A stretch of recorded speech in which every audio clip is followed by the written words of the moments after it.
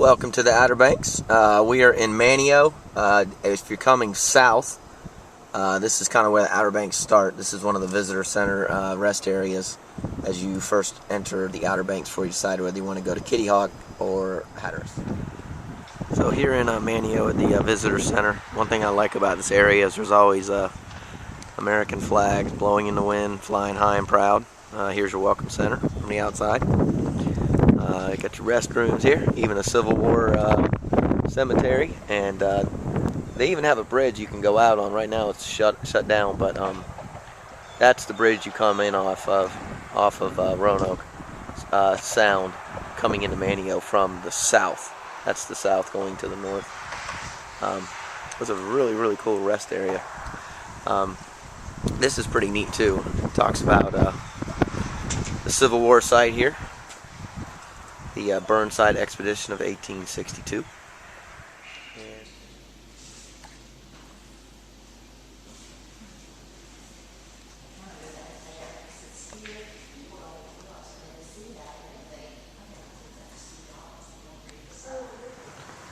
Here we are in Maneo, North Carolina, at one of the Civil War sites here, out in the Outer Banks.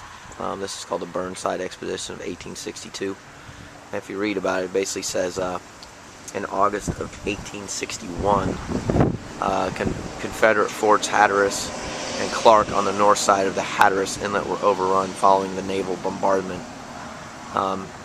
Goes further down to say February 7th, over 7,500 Union troops moved ashore. And then it said within weeks, Burnside, Lieutenant General Foster, Reno and Park extended Union control into the waterways feeding the sounds. Elizabeth City was seized on February 10th.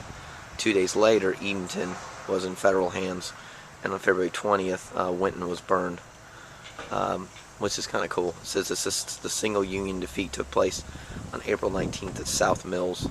And it said that the next target was the largest city in the state, which is New Bern, in 1860. And then it says here on March 12th, Burnside and 11,000 troops anchored south of New Bern, Solcombs Creek, which is a really popular area with history down there in the New Bern area. So the next objective was Fort Macon, and up in New Bern, they moved from New Bern to Morehead City. And then it said in July, orders from President Abraham Lincoln, Burnside moved most of the troops of Virginia to assist in planning an assault on Richmond. So tons of history here. If you look at this map, it talks about how Oregon Inlet was February 7th and 8th. Then you move down here, it says Fort Macon, April 25th. But if you look at the topography here, I mean, none of this is easy. There's also a cemetery behind here,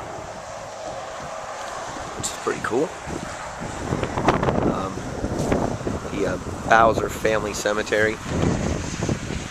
It says this marks and recognizes the resting place of Spencer Bowser, the patriarch of a prominent African-American family in North Carolina. Also buried here are several other members of the Bowser family.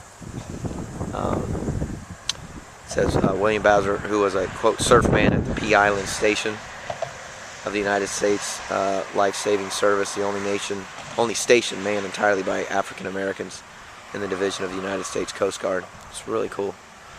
It's amazing the amount of history around here. And there it is.